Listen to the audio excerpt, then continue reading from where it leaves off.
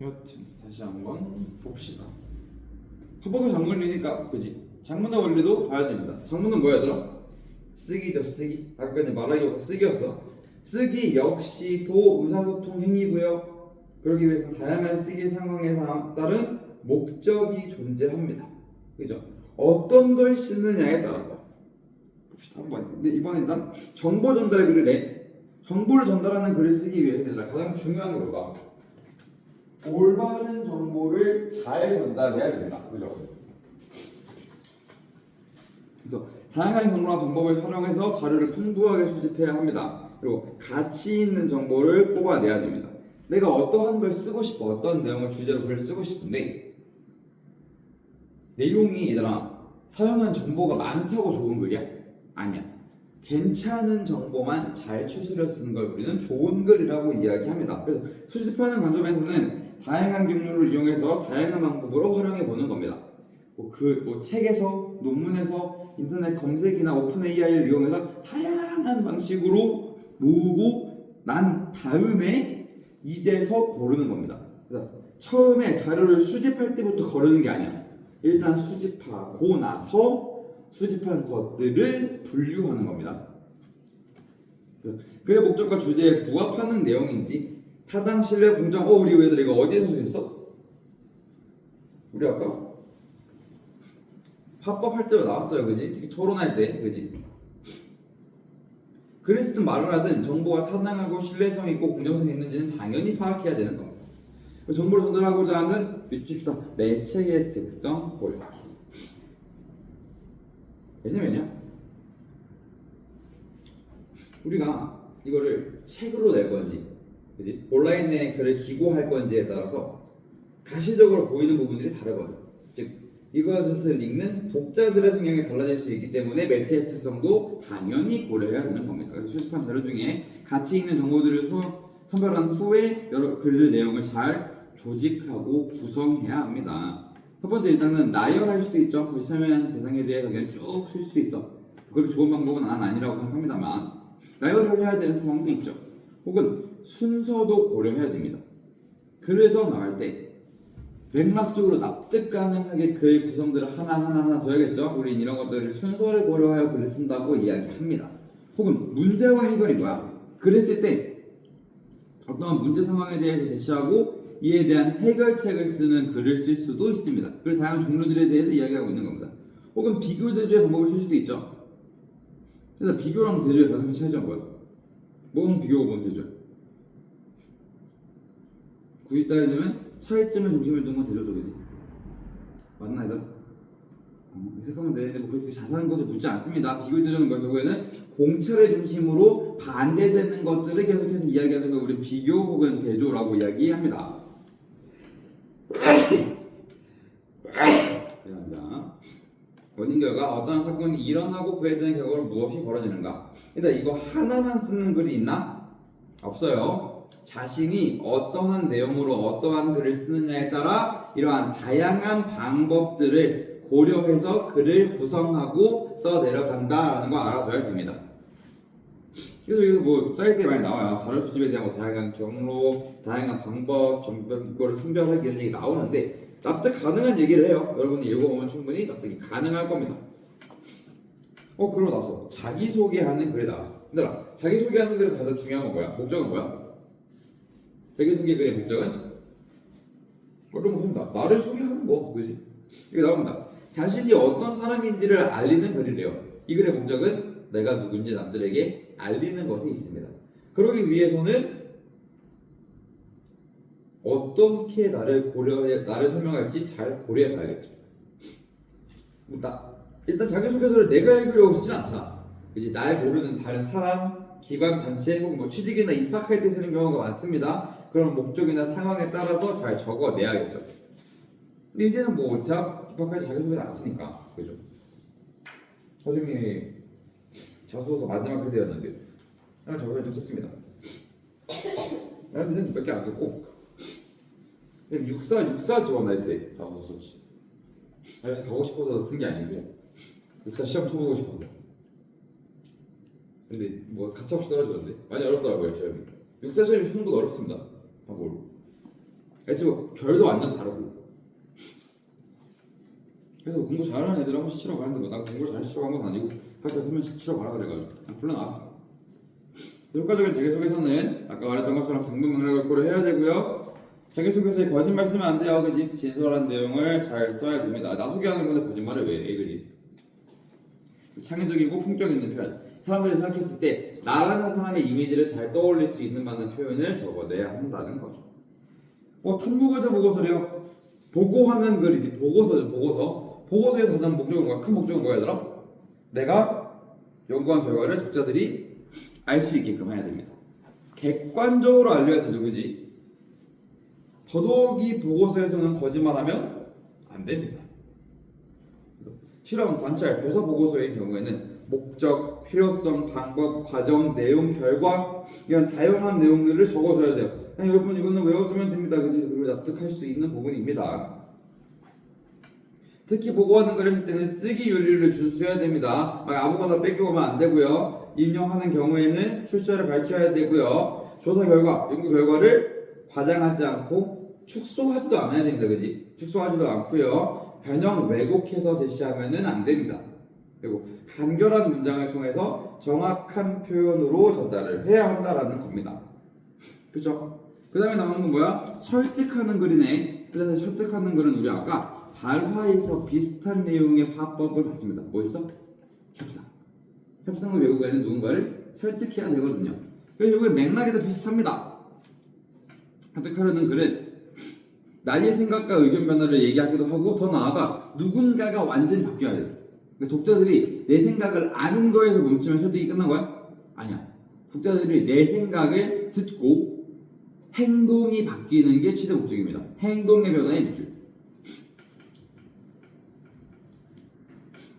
설득하는 글의 가장 중요한 사고는 우리가 이걸 납득하고 넘어가는 게 아니라요. 변화해야 됩니다. 이걸 듣는 이들이 나의 생각처럼 바뀌어야 돼요. 그래서 설득력이 높아야 됩니다. 그러기 위해서 독자가 어떤 것에 관심이 있느냐, 독자가 내가 하는 말을 납득할 수 있느냐, 혹은 독자들이 어느 정도 수준에 있는가를 이야기해야 됩니다. 예를 들어 그런 거예요. 우리가 지금 먹고 살기도 바빠 죽겠는데 근데 누가 막 자기가 널 선택하겠다고 와가지고 우리 막 이러한 마음가짐으로 살아야 합니다 이러고 있어.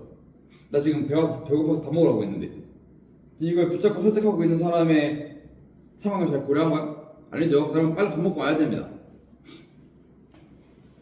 선생님은 이제 학교에 다니면 학교 안에 진짜 사이비가 많거든요. 그러니까 이제 그 포교하는 분들 진짜 많아. 사실 왜냐면 고등학교는 출입이 자유롭지가 않잖아. 사실 학교도 정말 닫죠, 그지? 고등학교는 필요한 상황에 따라서. 근데 대학교는 정말 안 닫습니다. 대학교는 아무나 들어올 수 있어, 진짜로 아무나. 그래서 포교를 학교 안에 사는 분들이 굉장히 많거든요. 항상 그런 분들 볼 때마다 뭐 생각하냐면 왜 바쁘게 뛰어가는 사람들을 잡냐 이거야. 이 사람들은 늦은 거거든 어딘가에. 저 가만히 앉아있는 사람들한테 가라. 설득을 하려면 물론 가도 안 들어주긴 하겠죠. 여러분 대학교 알겠는데 누가 길 가다가 말 걸면 또 기분 안 좋습니다. 대학생들이 특히 아침에 말 걸면 예민합니다. 여러분 학교 몇 시까지 가지? 8시 반? 20분? 근데 8시 반, 8시 20분, 8시 등교 잘 해놓고 대학생들은 9시 수업을 그렇게 보고 합니다. 9시 새벽이에요, 새벽. 너무 힘들어. 물론 그거 뭐 일부 대학생들일 수도 있습니다. 선생님은 물론 이제 보통들 7시에 깨기 때문에 큰 문제가 안 되긴 합니다. 여러분 몇 시에 깹니까? 평일. 그래도 8시 한 20분까지 가려면 7시 반에 깨야 되는 거 아니야? 그래도 뭐 7시 반. 뭐 주말에 좀 푹 자겠지. 일요일은 쌤이 이제 틀어 막았으니까 여러분들이 푹 자지 않고 공부할 수 있도록. 이런 것도 이제 집에 가면 이제 푹 잘 수 있는. 네, 이제 여러분 집에 가면 밥 먹을 거잖아, 그지? 그래서 아마 밥 먹으라고 하겠죠. 밥 먹고 탁 자면 얼마나 좋아. 혈당 스파이크를 그대로 이용해서 바로 녹으면 안 됩니다. 그럴 수도 있지. 뭐 이러면 이제 뭐 토요일날 푹 자겠지. 일단 낮잠 한번 때리고 뭐. 본인 컨디션대로 본인 잘하세요. 어? 뭐라고? 토요일 자실까? 그래서 몇 시까지 가? 야 그러면은 일요일에 1시간 더 자네. 일요일에 역으로 1시간 더 자는 거네. 내가 9시 반에 수업하는데. 야 그럼 너희는 오히려 나한테 고마워해야 되네. 토요일보다 1시간 더 잘 수 있는데 푹 쉬네. 그리고 몇 시까지 있어 학교에? 4시간. 야 그럼 심지어 난 11시에 끝나는데 야 일요일은 쉬는 날 맞네. 공일이네 공일. 농담입니다. 고3한테 쉬는 날은 없는 거예요 여러분. 와 빨간 날 의미 없습니다. 와 3일날 학교 안 간다 그치? 의미 없습니다. 6월 3일 학교 안 가는 거. 요즘 또 언제 있어? 5월 5일날 또 쉬죠 그지? 5월 5일에 쉬고 5월에 부처님 한번 오시고 6월 3일에 선거 때문에 또 하루 쉬고 그죠? 여러분 의미 없습니다. 열심히 그냥 공부하세요. 학교에서는 안 부를 거 아니야 그지? 학교에서 안 부를 테니까 부르다. 무슨 말 어린이날에도 부르진 않을 거 아니야. 그래도 아직 어린인데 여기까지는 어린이날에 부르면 안 됩니다. 봅시다. 그래서 그렇게 설득을 해야 한다라는 겁니다. 이것도 똑같아요. 논거를 수집할 때는 타당성, 신뢰성, 공정성을 판단해야 한다. 쓰기로 갈수록 이게 좀 더 중요해집니다. 타당성은 뭐냐면 이 주장을 믿을 만한가, 합리적인가. 신뢰성은 주장을 뒷받침할 수 있는 게 합리적인가가 타당성이고요. 신뢰성은 기본적으로 얘가 하고 있는 말들이 믿을 만한 데서 왔는가, 출처에 대한 의심이 가까운 거예요. 공정성은 논거가 특정한 입장에 치우치지 않는 거예요. 물론 설득하는 그 특성상 나의 입장을 견지하는 거기 때문에 공정성의 영역이 조금 무너지기는 합니다만 완전 치우쳐지면 안 돼. 그지? 나와 다른 생각을 하는 이도 납득시키고 설득시켜야 되기 때문에 어느 정도 중심축을 잡아놓고 내 생각으로 올 수 있게끔 끌어야 돼. 무슨 말인지 이해되는가? 그런 거지. 예를 들어 한 번도 야구를 본 적 없는 친구한테 가가지고 야이씨 야구 왜 안 봐? 하면 돼 안 돼? 설득돼 안 돼? 안 되죠? 야구가 왜 재밌는지 알려줘야 돼. 얘가 나 국물이 다 싫어하면 아니 와서 먹기라도 해봐. 한번 앉아봐봐 라고 설득을 해야 되는 거예요. 그랬을 때 즉 너무 한쪽으로 치우쳐져 있으면 안 됩니다. 논거가.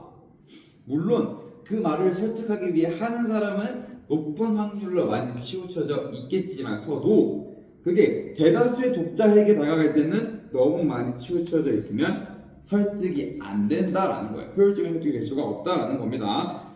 완전 치우쳐져서 설득시키려고 하면 그거는 설득이 아니라 협박이에요. 그지? 야구 왜 안 봐? 이거 설득이 아니잖아. 그지? 앉아! 협박이지 이거는. 그럼 안 됩니다. 논거를 수집할 때도 역시 여러 가지 특성을 고려해서 다 수집을 한 후에 타당성, 신뢰성, 공정성에 따라서 하나씩 도려내는 겁니다.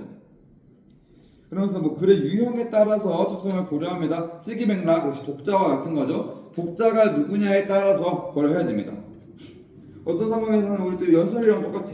논리적으로 얘기할 수도 있고요. 정서에 따라 정서적인 부분을 이제 설득할 수도 있고요. 감정에 호소할 수도 있고요. 예를 들어 그런 거지. 어떤 친구가 날 되게 좋아해. 그러면 내가 걔를 설득하기 쉽겠지. 그럼 뭐가 중요해? 독자와 필자와의 관계도 굉장히 중요합니다. 그죠? 그러기 위해서 적절한 뒷받침할 수 있는 논가를 써야 되고요. 설득력을 높이기 위해서 여러 가지 표현 방법을 잘 사용하는 것도 좋습니다. 그래서 여기서 이걸 선택하는 거예요. 근데 얘들아, 논설문은 어떠니? 설득하는 글이랑은 조금 방법이 다릅니다. 그죠? 나의 의견을 잘 개지만 하면 돼요. 사실은 현상, 가치 등에 대해 주장하는 글인데요. 이것도 역시 어떻게 같은 결에서 보면은 독자들에게 동의를 구해야 합니다. 내가 말하고 있는 이 논설적인 근거가 맞다라고 해줘야 돼요. 주로 서론, 본론, 결론으로 갑니다. 그러면서 나오는 게 연역과 귀납이에요. 별표를 좀 쳐둡시다. 개념적으로 가장 어려운 부분인데 사실 이건 이공계 학생 친구들도 많이 보는 거고요. 그지? 인문계 학생들도 연역 귀납은 철학에서도 늘 얘기하는 거기 때문에 그렇게 어렵진 않습니다만 연역은 뭐냐면 전제가 참이면 결과가 반드시 참인 거야. 일반적인 사실에서 개별적인 사실로. 그지? 일반에서 개별로 가는 걸 연역이라고 합니다. 동물은 죽는다. 사람은 동물이다. 사람은 죽는다. 그죠? 일반적인 사실이야. 동물은 죽어. 사람도 동물이야. 이것도 일반적인 사실이야. 그걸 통해서 사람은 죽는다라는 결론을 끌어낼 수 있다라는 겁니다. 3단 논법의 대표적이죠. 귀납입니다. 귀납은 뭐야 얘들아? 개별적이고 특수한 원리에서부터 전체 사실로 끌고 가는 것. 전제들이 참이면 결론이 개연적으로 참인 겁니다. 확실히 100% 참일 수는 없어. 일단 연역은 100% 참이지. 맞아? 연역은 100% 참이야. 전제가 참이면 결론은 무조건 참이야. 연역에서는. 근데 귀납에서는 전제가 참이라고 해서 결론이 참이지 않습니다. 그런 거죠. 100조 1은 희다. 100조 2는 희다. 100조 3은 희다. 4는 희다. 5는 희다. 6은 희다 해서 100조 100마리를 다 봤는데 흰 색깔이야. 그래서 결론을 탁 내는 거야. 100조는 희다. 하고 고개 돌렸는데 내 등 뒤로 검은색 100조가 날아갈 가능성은 알 수가 없죠. 100%가 아닙니다. 우리 이런 걸 귀납법이라고 해요. 근데 검은 100조가 있나? 그럴 수가 없잖아. 그럼 흑조잖아. 왜냐면 100조는 흰새인데 검은 100조는 말이 어폐가 좀 있는디. 100조가 검은색이면 그냥 니은오래 새끼잖아. 그렇습니다. 그래서 귀납법은 100% 참이 아닐 수도 있습니다. 그렇게 할 수 있지. 좀 나쁘면 100조가 시다는 좀 당연한 거 아니야? 국어교육과 학생은 이제 책 읽는 걸 좋아한다는 거야. 내가 10명한테 물어봤어. 다 좋아한대. 그러면 이제 결론을 낸 거야. 국어교육과 학생들은 이제 책 읽는 걸 좋아한다. 하고 고개 돌렸는데 책 읽는 걸 싫어하는 내 친구 3명이 지금 지나가는 거야. 걔네한테 안 물어봤거든. 그럼 뭐야? 100%가 아닐 수도 있어요, 그지? 이렇게 얘기하면 될 것 같습니다. 비평문입니다. 비평문은 종류가 달라요. 상황을 내가 평가하는 거야, 평가. 이것도 목적이 뭡니까? 나의 평가가 맞다고 내 글을 읽는 독자들에게 인정받아야 돼요. 그 다음에 해당 방향으로 나아가야 됐다고 설득하는 게 최종 목적입니다. 대부분의 경우는 결국엔 설득하고 공감을 얻어내야 돼요. 그래서 비판적으로 잘 살펴봐야 되고요. 나의 주장과 관점을 정하고 그에 대해서 글을 써야 돼요. 그 상황에서 나와 다른 관점을 가진 이들이 나타날 수 있죠. 그럼 뭘 할 수도 있어? 토론처럼 그들과 반론을 통한 이야기가 생길 수도 있습니다. 비평문은 우리 아까 화법에서 봤던 것 중에 뭐랑 가장 비슷해? 토론과 가장 비슷한 계열로 넘어갑니다. 반론에 반박할 수 있는 타당한 근거가 나와야 돼. 토론에서도 그래서처럼요. 근데 나의 관점이나 주장이 굉장히 향에 영향을 끼칠 수 있다면 조심해서 말하는 것도 중요합니다. 건의문입니다. 건의문은 문제를 해결해 달라고 요청하는 겁니다. 그죠? 즉 문제 해결과 비슷한 방향으로 나아가요. 그러면 굳이 따지자면 우리 아까 화법에서 봤던 것 중에 뭐랑 비슷합니까? 협상이란 괴를 비슷하게 합니다. 그럼 뭐 해야 돼? 내가 어떤 상황인지 알려야 돼. 협상에서도 그랬죠? 내가 어떤 상황인지 알리는 게 중요했습니다. 그리고 문제가 어떻게 해결돼야 되는지, 그리고 어떤 효과를 거둘 수 있는지 굉장히 공손하게 이야기해야겠네요. 그죠? 그래서 첫 부분에는 이제 이러한 내용을 건의합니다. 이런 이유 때문에 건의합니다. 라고 말한 다음에 이러한 문제가 있는데 저는 이러한 문제를 해결하고 싶습니다. 감사합니다. 라는 3단 구성으로 갑니다. 그래서 광고문 나왔어요, 얘들아. 광고문의 목적이 뭡니까? 이걸 읽고 있는 독자들이 내가 광고하고 있는 내용을 원해야 됩니다. 그치? 피자가 원하는 행동을 취해야 돼요. 공익 광고 같은 경우는 올바른 행동을 하기 위해서죠. 그런 경우. 상업 광고는 뭐야? 무언가를 사게 하려는 겁니다. 독자의 관심을 끄는 게 되게 중요해요. 그죠? 독자가 이거에 관심을 끌어서 내가 딱 느낄 수 있게끔 간결하고 명료하게 표현해야 되고요. 이왕이면은 좀 창의적이어야지 우리가 오! 라고 봅니다. 여러분 최근에 봤던 광고 중에 좀 창의적인 거 있습니까? 여러분 생각하기에? 쌤은 최근에 봤던 광고 중에 제일 참신했던 게 에이펙 광고였거든. 이거 압니까? 장원영이랑 진수가 같이 나온 거. 에이펙 광고 보면 마지막에 이재명 대통령이 주차하는 거 나오거든요. 참신하죠? 관심이 갑니다. 이거 뭐야 합니다. 우리가 이걸 보고 재미를 느끼든 어떻게 하든 광고의 소정의 목표는 달성했죠. 창의적으로 사람들의 관심을 끌었습니다. 혹은 최근에 굉장히 유명했던 상업 광고, 장원영 진빔 광고가 말이 많았죠. 장원영 유니버스 모아서 장원영 광고 찍은 거 9개 유니버스에 다 모았거든요. 진빔이. 그러니까 와 진빔 대단하네 합니다. 물론 여러분 앞에서 진빔 광고 얘기를 하는 게 좀 적절하지 않긴 합니다만 그렇습니다. 혹은 뭐 독특한 상업 광고들이 많죠, 그지? 또 아니면 조금 지난 거긴 한데 옛날에 주희가 트로피카나 광고 했을 때 그런 상업 광고 창의적입니다. 독창적입니다. 한번 마트에 있으면 사 마실 것 같이 했어요. 독자들의 행동을, 독자가 아니죠, 이걸 듣는 이들의 혹은 보는 이들에게 관심을 끌었습니다. 그죠? 그런 경우입니다. 다 설득하는 계열로 가는 거죠. 장면 맥락을 고려해 넘어가면 친교하는 그림인데 이거 뭐야? 그냥 우리가 생각했을 때 친한 친구한테 친해지자고 말하는 거랑 비슷해요. DM 보내는 것도 똑같습니다.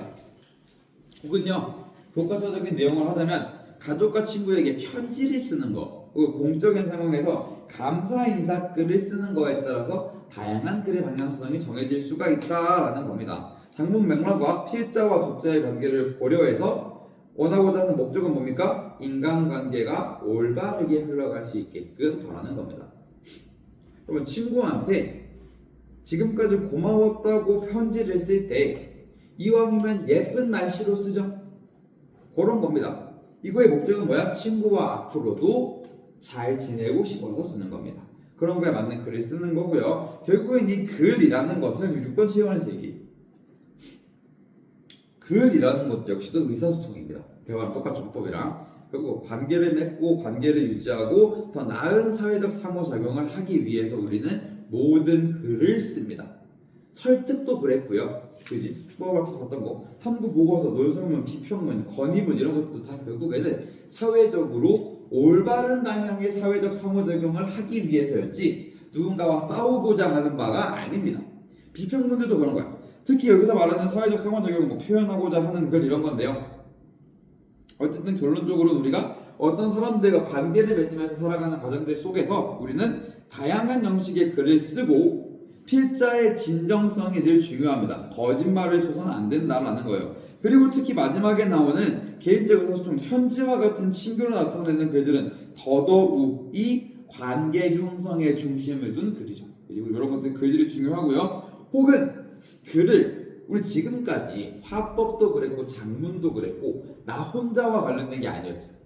근데 글은 사실 나를 성찰할 수도 있어요. 대표적으로 뭐가 있지? 수필이라고 있는 모든 글들. 수필. 특히 일기 같은 친구들, 독후감상문 같은 친구들, 우리가 수행평가로 내는 게 아니라 내가 진짜 쓰고 싶어서 쓰는 글들은 모두 앞에서 봤던 화법 장문과 다 다르게 번외적으로 나만 읽습니다. 그지? 그래서 나의 삶을 성찰하는 방식으로도 나아갈 수가 있다라는 거죠. 이렇게 다양한 종류의 장문의 원리에 따른 장문의 글들이 존재한다라고 여러분이 납득하면 될 것 같습니다. 괜찮습니까? 이렇게까지 보면 장문의 원리 다 본 거고요. 그리고 수업을 끝내기 전까지 시간이 조금 있기 때문에 여러분 문제 풀다가 11시에 가면 됩니다. 알겠죠? 그리고 다음 시간부터 중천여고는 문학고입니다. 알겠지? 수업 문학 볼 겁니다. 힘겨우고요. 성의고는 어떻게 진도 나가는지 얘기 좀 해주세요. 알겠지? 그에 맞게 진도 나가도록 하겠습니다. 알겠죠? 오케이.